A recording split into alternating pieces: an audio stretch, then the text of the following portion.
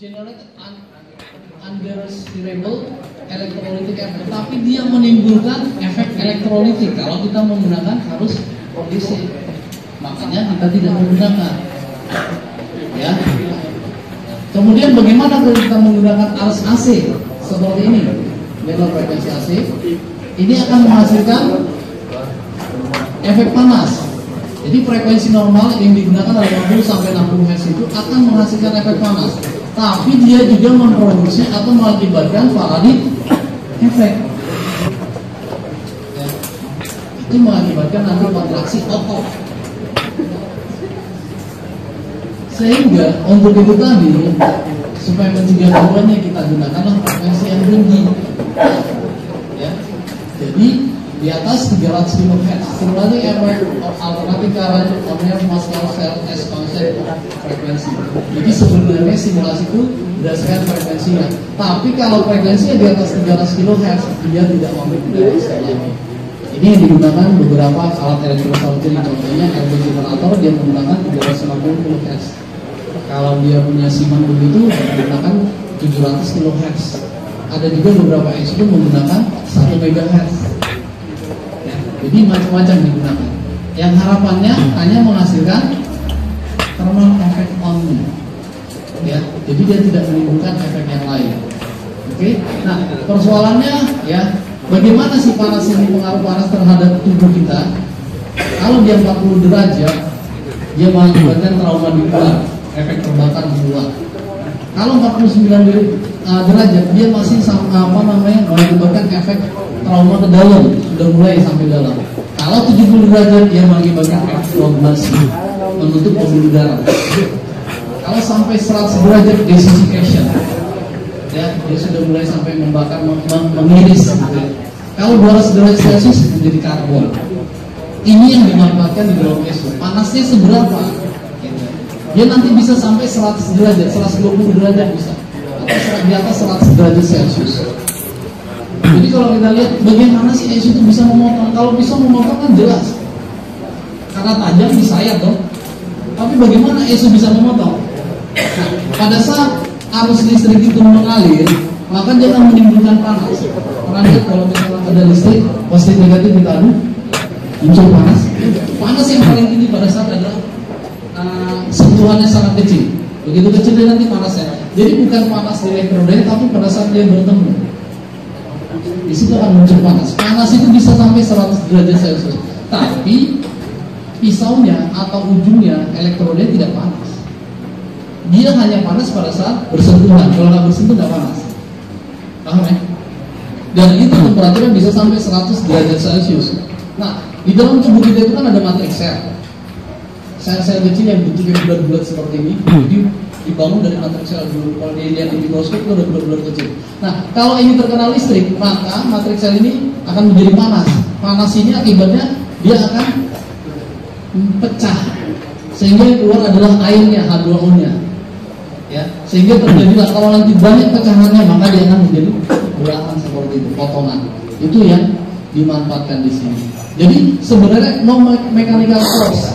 Jadi bukan karena tekanan mekanik, tapi asal bersentuhan saja dia akan terpotong, terbakar, baru terpotong. Ya. Ini contoh-contohnya seperti tadi, ya sama. Thermal efek itu tadi mengakibatkan koagulasi.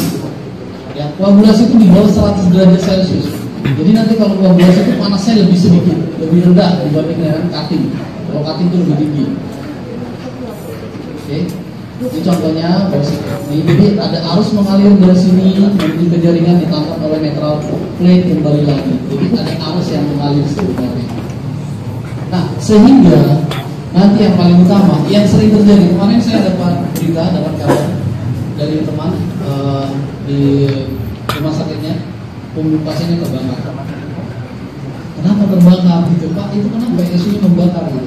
Kemudian dikirim videonya. Mereka bukan karena ESO-nya, tapi karena salah penggunaan. Ya. Yang sering terjadi adalah terjadi luka bakar pada bagian yang tidak diinginkan. Netral plate ditempel 5H, ternyata netral plate-nya kekecilan.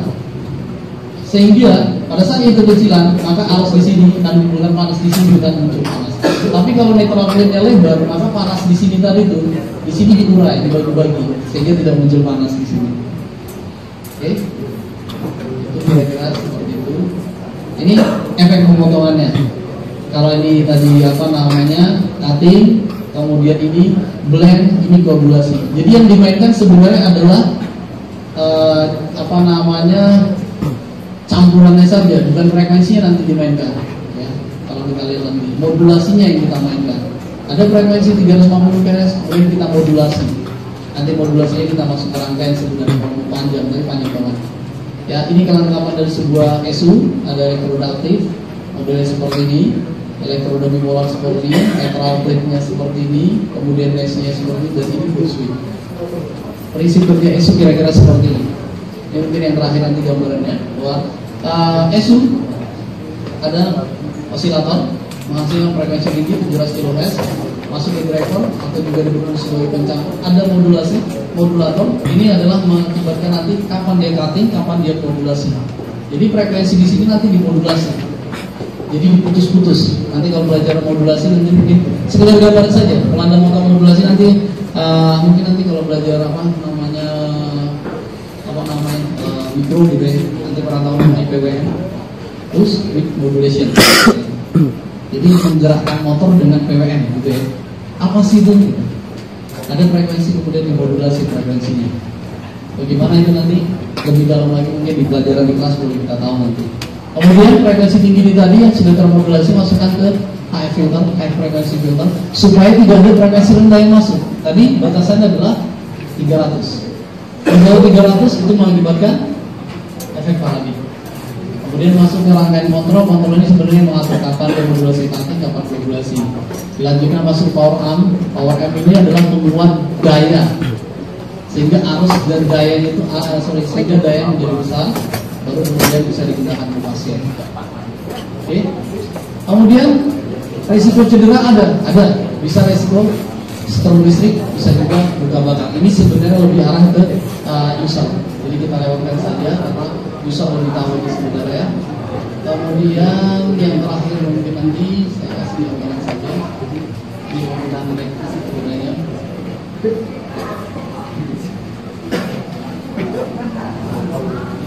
Batasnya. Nah, ini penting sekali. Pada saat penggunaan elektroda netral plate, ya, ini banyak perawat yang tidak tahu.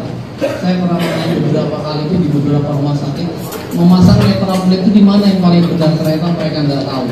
Jadi kalau di sini aturannya adalah, jadi kalau ini tubuh kita tadi, kalau yang dioperasi bagian yang di sini netral plate di sini, kalau dioperasi sini bagian sini, kalau sebelah sini bagian sini, kalau sini bagian sini. Jadi seluruh area permukaan yang netral harus tepat menempel pada bagian tubuh pasien, pada lengan atau paha pasien yang paling dekat dengan bagian yang akan dibedah dan tidak boleh bersilangan dengan jantung. Paham ya? Yang dibedah di sini, netral plate yang dipasang sini. Prinsipnya harus mengalir dari aktif menuju ke netral, maka dia akan melewati jantung. Akibatnya apa? Bisa terjadi fibrilasi jantung. Kenapa? Listriknya dialiri oleh jantungnya dialiri oleh listrik. Itu kunci. Anda harus tahu di sini. Oke. Ini sudah tadi. Yang terakhir.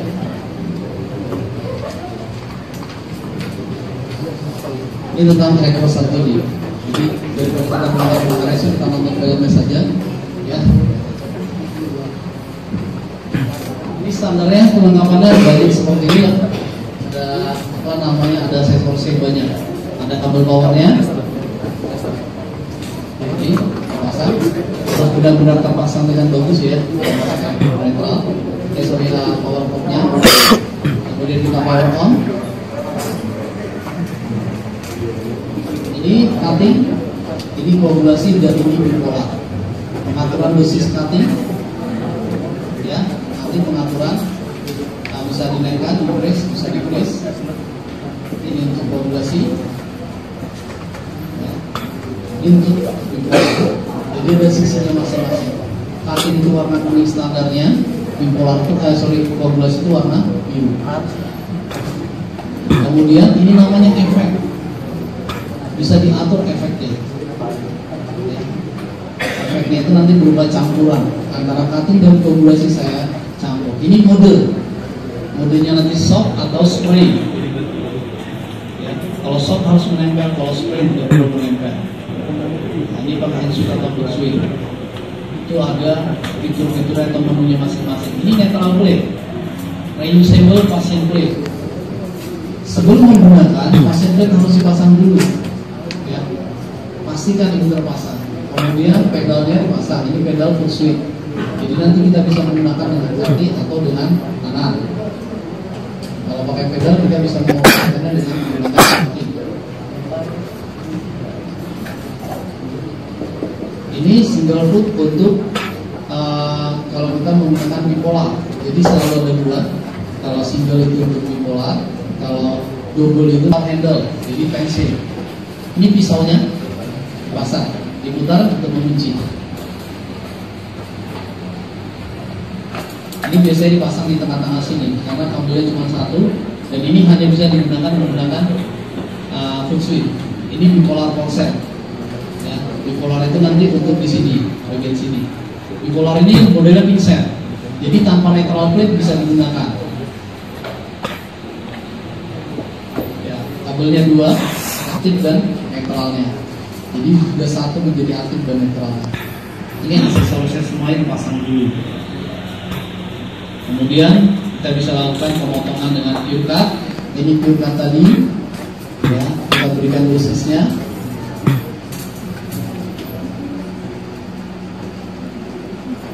Kita bisa menggunakan kursi.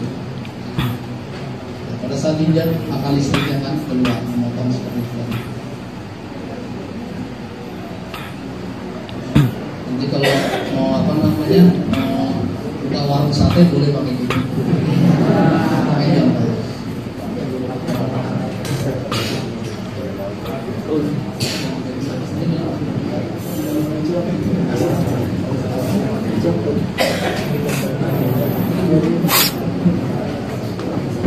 Sambil kalau ada yang mau tanya nanti siapkan pertanyaannya.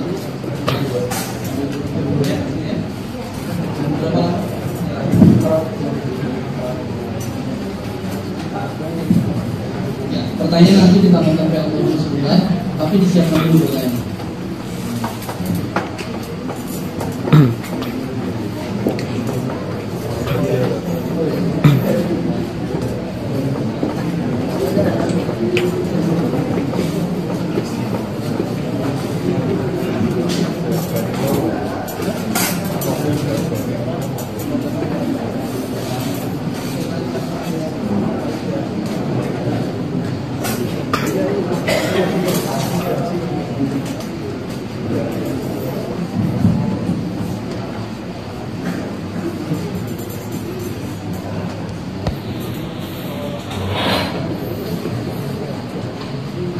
Itu kita memotong dengan berbagai mode.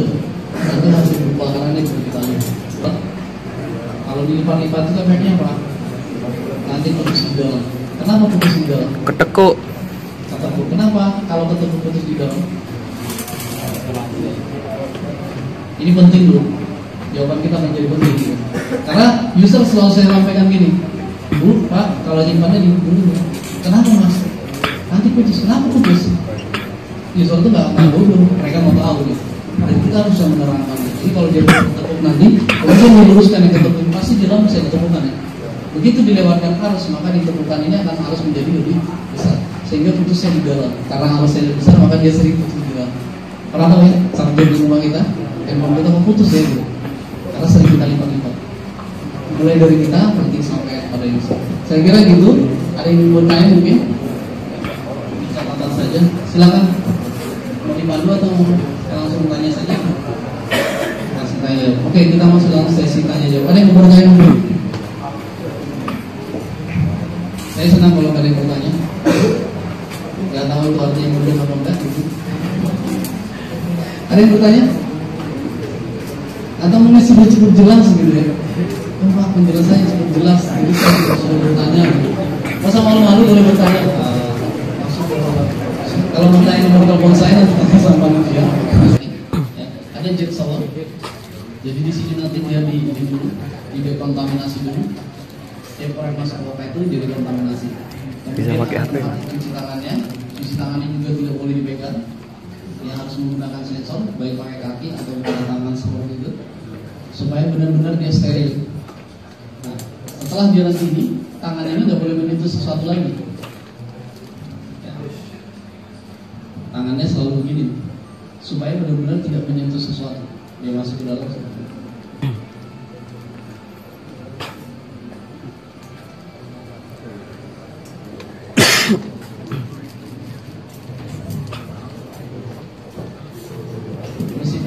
Sudah digantung, elektrosarjerinya di sini, dan peralatan-peralatan lain sudah digantung semuanya, sudah tertata begitu bagus.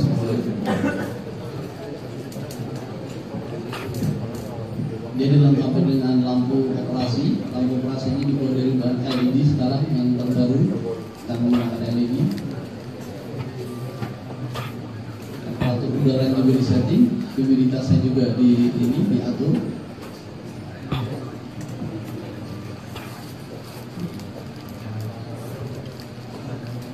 Ini tadi selingnya yang dibuat dari bahan plat. Ini pendannya, di sana sudah ada colokan oksigen, ya, 99,9 bakteria free. Jadi hampir 100% tanpa bakteri di ruangan. Itu tadi karena adanya HEPA filter. Ini green ini buat dari besi semuanya. Ini asboknya tadi, kalau ada yang kecil, ini pakainya lemari asboknya. Jadi kalau ada linen atau barang itu dimasukkan ke sini. Kita lihat nanti. Kasih indikatornya. Jadi kalau dia selesai operasi dimasukkan ke dalam sana, ditutup, nanti diambil dari belakang. Jadi tidak terbunuh langsung. Kalau barang masuk, ini barang dari CCC sudah steril, masukkan ke sana. Nanti kalau lampu hijau baru bisa dibuka. Kalau masih lampu merah di atasnya, nggak boleh dibuka. Jadi belum siap. Ya, laminar airflow silent dibuat dari atas ini, jadi airflow-nya dapat dari sini. Ya, yang dilengkapi dengan HEPA filter. Jadi bolong-bolong ini supaya menjaga nanti humidity-nya, temperaturnya juga sama merata dan humidity juga sama merata.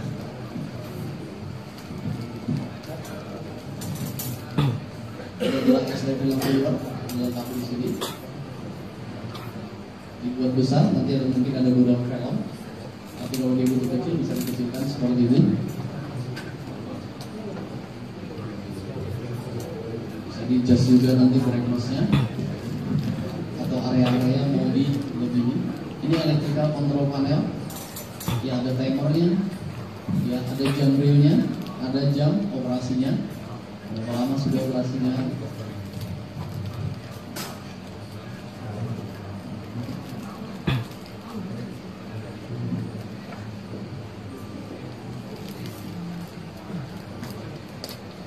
Ini pendannya yang sudah banyak digunakan dengan lampu pendan, sehingga tidak ada satu kabel pun nanti yang pakai lingkar di bawah.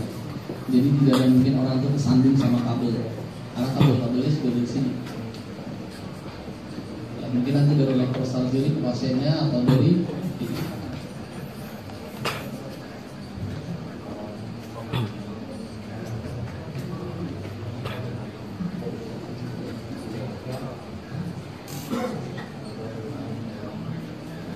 Ini bisa diatur tingginya, turun naiknya nanti diatur. Dan biasanya sekarang juga udah ada apa namanya jaringan data. Jadi kalau mungkin alat-alat kita bisa nanti terkirim ke sini juga. Dan apa namanya kita bisa langsung menerima data itu dari radiologi bisa. Video operasinya modelnya seperti ini. Ini tidak ditanam lagi. Ya, jadi ada yang pakai roda. Kalau nggak pakai roda bisa diangkat, pakai berangkatnya nanti. Jadi sekarang itu tidak menggunakan motor-motor yang besar seperti dulu, hanya menggunakan motor kecil. Dan Anda lihat ini tidak dicolokin ke listrik, jadi dia menggunakan baterai. Jadi kalau sebelum digunakan dicas, pada saat digunakan cabut saja listriknya. Dia menggunakan baterai. Ini bertujuan untuk mengamankan pasien dari sebelum listrik. Nah, ini nanti menjadi tugas kita. Pastikan jangan sampai baterai soal ini. Tengah jalan operasinya, baterainya soal nggak bisa turun gitu ya. Lampu operasi sudah dilengkapi dengan kamera. Nah, ini ada kamera. nanti bisa melihat langsung, karena sekarang itu banyak operasi itu dokternya di Singapura, operasinya di Korea bisa dokternya monitor sana, perintahnya lewat itu tadi, baik komunikasi, tapi dia lihat gambarnya di sana. Ini dari Cath Lab.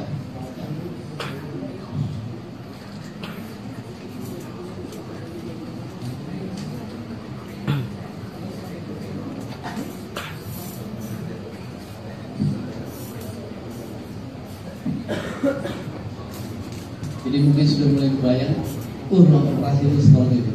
Ya. Ini sekedar gambaran saja buat kita. Ruang OK itu adalah ruang yang spesial, ya. Tidak tidak sembarangan.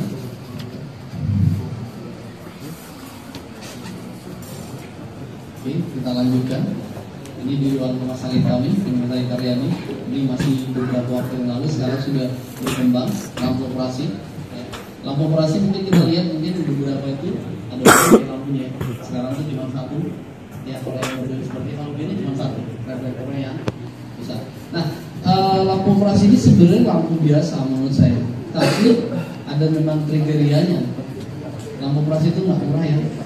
Ada yang pertama dulu, mungkin 300 juta, 400 juta gitu. Sekitar sama mungkin Innova 1. Lampu operasi, maksudnya 1 set ini ya. Pertanyaannya kenapa sih mahal? Pertama dia karena alat medis, ya. Sehingga kalau teman-teman yang di elektromedik itu jadi boleh bangga gitu. Perbaiki apa lampu operasi? Harganya berapa? 300 juta, lumayan keren juga. Benar nggak? Tahu kan tujuannya kan? Jadi kalau kita misalnya saya ke rumah sakit sama Mas, lampu operasi saya rusak gitu. Rusak ya, saya perbaiki, dia minta tolong perbaiki. Berapa biayanya? 10% dari harganya saja. Lumayan ya. 30 aja berapa gitu ya. 300 juta, 30 juta boleh dong gitu ya. Lampu operasi loh gitu ya. Kita benerin lampu di rumah itu sampai seharian mungkin dibayar berapa gitu ya. Tiba-tiba dibayar 1 juta gitu. Jadi boleh bangga dengan seperti itu ya. Sekarang semuanya itu sudah serba soft touch. Kalau nggak soft touch nanti touchscreen gitu ya. Touchscreen dong ya. Kayak di warteg gitu. Touchscreen di warteg. Kalau mau pertama touchscreen itu dari warteg itu ya. Orang Tegal boleh bangga.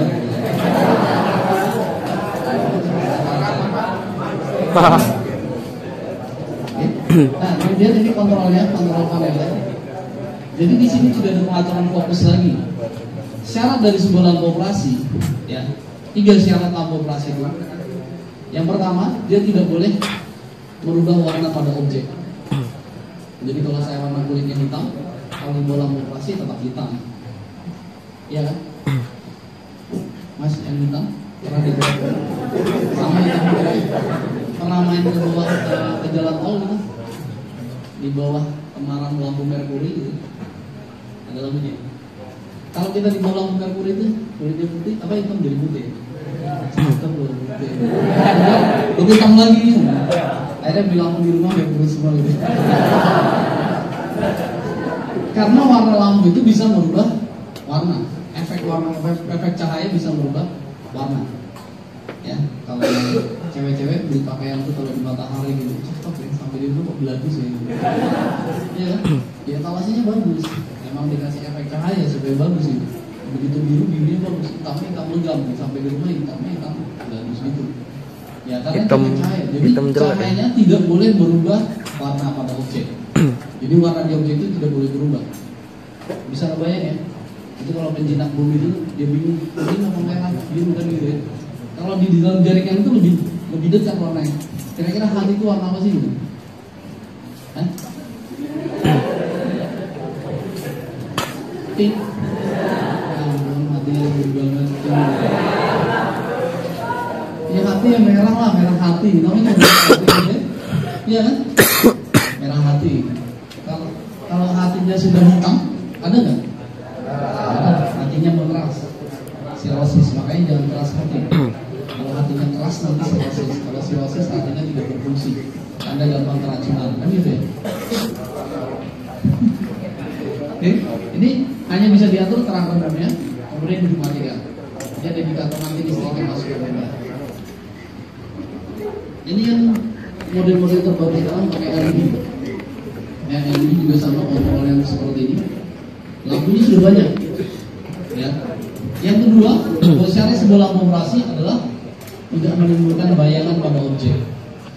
Jadi kalau lampu di rumah kita di sini, saya ada bayangannya di sini. Ya kan? Kalau nonton bola mungkin di Jatidiri, itu main bola sore-sore malam-malam gitu ya. Satu orang bayangannya berapa? 4 boys. 4. Tergantung jumlah lampunya. Ada lampu 4, bayangannya ada 4. Tapi kalau nontonnya di Manchester sana, kan ada bayangannya. Kok bisa ya gitu? Iya kan? Pernah nonton ya di TV itu? Kok nontonnya Jatidiri bayangannya banyak? Kenapa nonton di sana kok nggak ada bayangan? Apa mainnya siang-siang? Enggak juga. Siang-siang juga bisa berbayang. Malam-malam mau mainnya.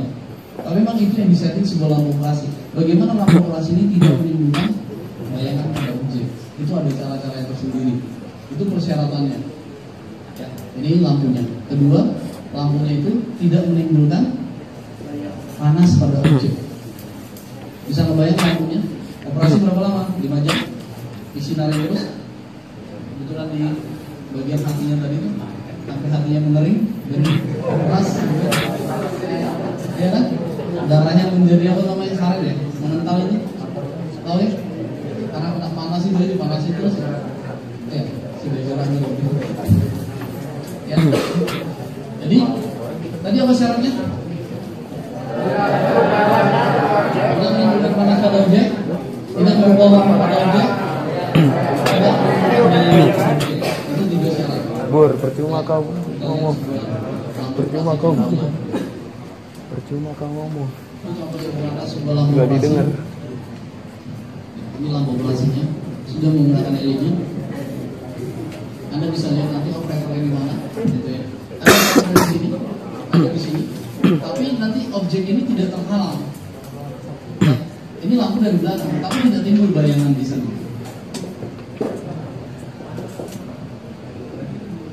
Itu contohnya lampu operasi. Jadi prinsipnya sebenarnya untuk menghindar di sini.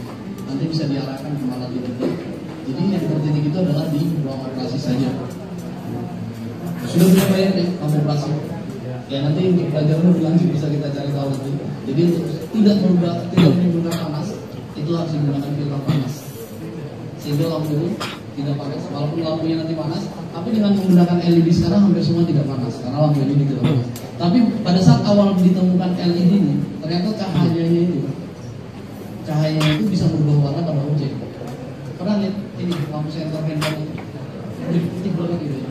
Nah, kalau di lampu operasi nanti itu disetting, jadi warnanya bisa diatur, tingkat putihnya itu bisa diatur, dibuat seperti intinya bahwa cahayanya itu adalah seperti cahaya matahari. Cahaya matahari itu adalah cahaya yang paling artinya real gitu ya. Jadi kalau di bawah matahari ya real, kita hitam ya hitam, putih ya putih. Kemudian tidak boleh menimbulkan bayangan pada objek.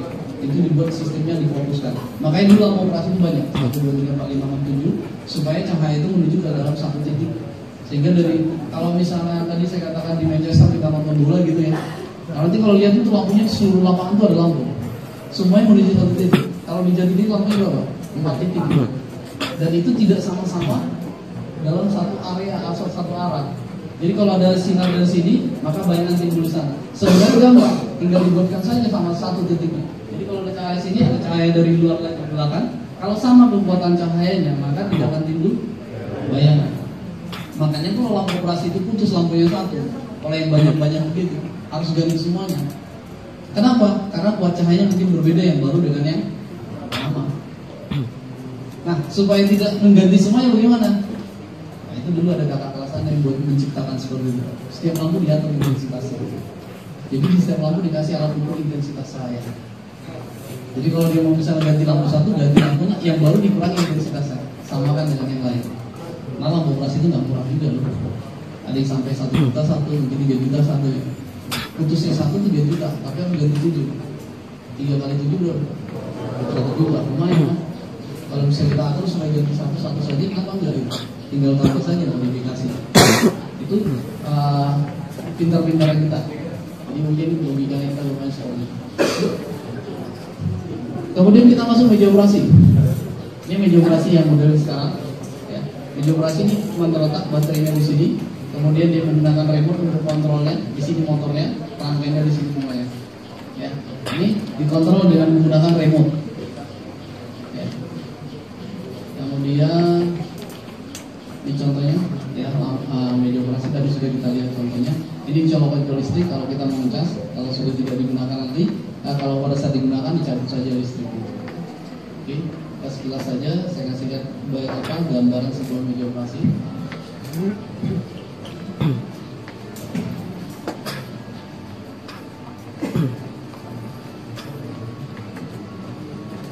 Kebanyakan sekarang meja operasi sudah pakai roda, sudah bisa dikeluarkan. Dan meja operasi itu banyak posisi yang bisa dilakukan. Ini bisa digunakan untuk siam. Jadi meja operasi yang sekarang itu Anda bisa bayangkan kalau di X-ray, tapi bagian sini tidak terkena X-ray. Dibuat bahannya nanti bahan karbon di sana. Jadi meja operasi itu jadi mahal. Pergerakannya dikontrol dengan remote semuanya. Ini remote tanpa kabel yang terbaru. Ya, hanya saja kalau remote tanpa kabel suka remote-nya pindah ke rumah. Ya. Mana remote-nya? Gak tahu di mana. Masih di cleaning service kayaknya.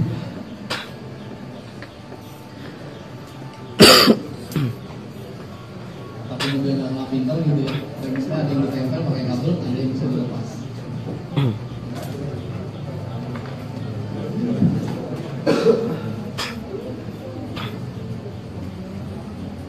Jadi nanti berbagai posisi, nanti meja yang bisa didorong sampai sini, posisi seperti ini. Kalau dia mau di X-ray, siam di sini supaya tidak terkena, maka dibuat posisi. Bahannya dibuat harus dari bahan khusus, ya, supaya nanti busanya itu bisa kembali. Dan ini harus bisa di steril.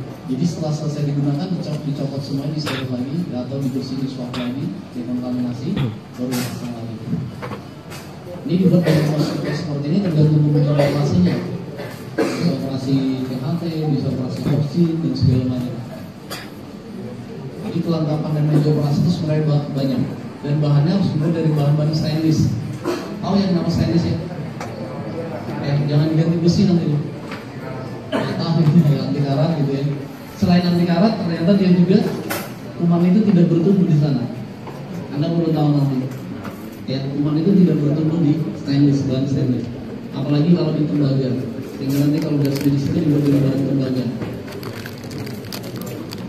Kemudian alat-alat yang dirokokkan juga ada namanya siring pump. Pernah lihat ini siring pump? Nah, siring pump ini untuk memberikan obat untuk anak-anak. Kita lihat lagi. Defibrillator kira-kira seperti ini. Pedalnya bisa langsung memonitor ECG-nya. Langkah penggunaannya adalah 1, 2, 3. 1 pilih dosis, kedua charge, kemudian discharge. Cuma 3 langkah. Semakin cepat langkahnya semakin bagus.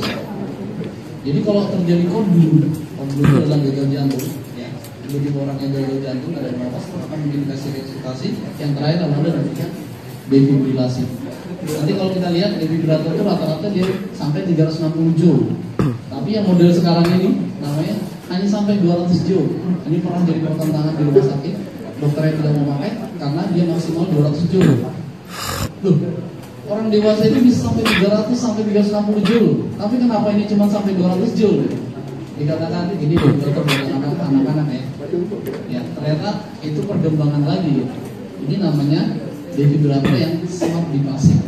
Jadi dia bipasif. Kalau dulu kita mengenal namanya monopasif, sekarang kita mengenal namanya bipasif. Jadi pemberian shocknya bukan sekali.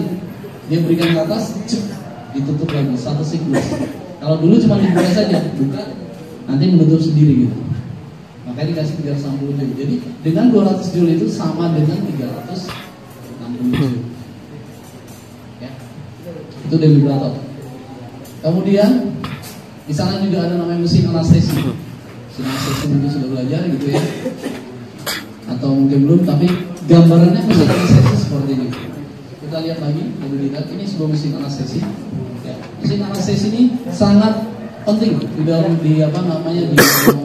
Maka untuk semua anti operasi itu menggunakan anestesi, baik untuk anestesi lokal, spinal ataupun general.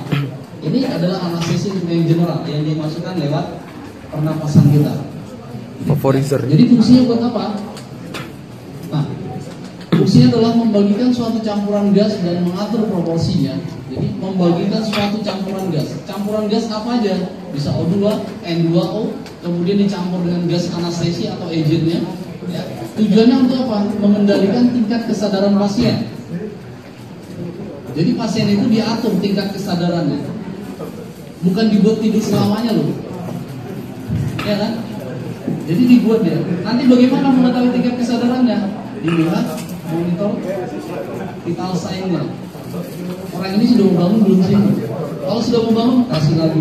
Operasi belum selesai, orangnya sudah mau bangun gitu ya. Buru-buru mungkin pengen cepat selesai gitu ya. Nggak boleh, kasih lagi anestesinya.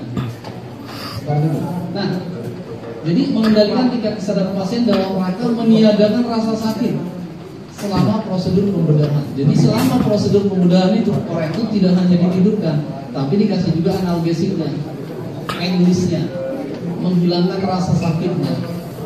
Ya, jadi kalau ada yang sakit nggak bisa move on, anestesi saja. Ya kan?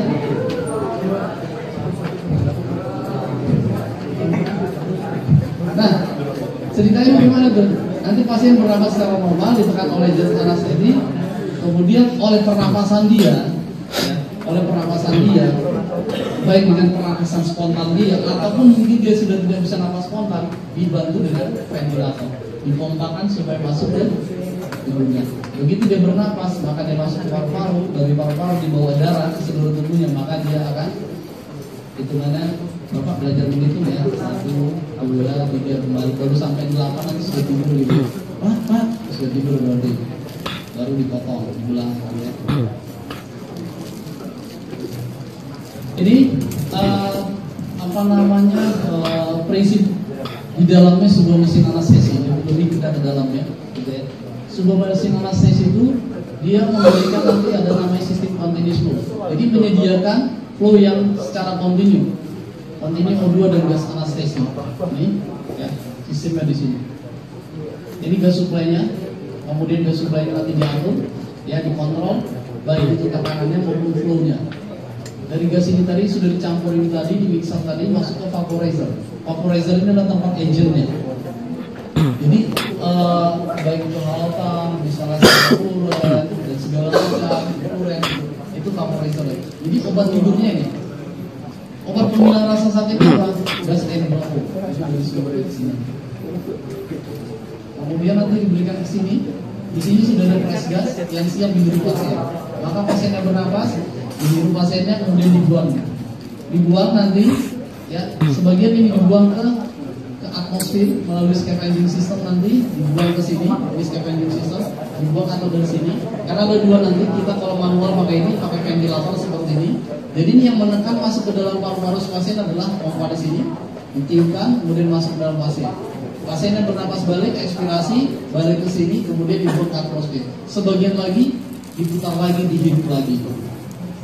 Jadi sebagian dibuang, sebagian dihirup lagi. Ya, saya mungkin tidak cerita terlalu dalam ya. Kalau cerita terlalu dalamnya mungkin nanti kita panjang banget acaranya. Tapi saya lebih memperkenalkan saja supaya Anda punya bayangan. Jadi nanti bagaimana pengolahan ini? Nanti mungkin kalau ada perkuliahannya ditanyakan. Kalau nanti Pak Luhur yang ngajar, boleh ditanyakan lebih dalam. Seperti apa itu? Yang namanya sistem dipakai, sistem circle gitu.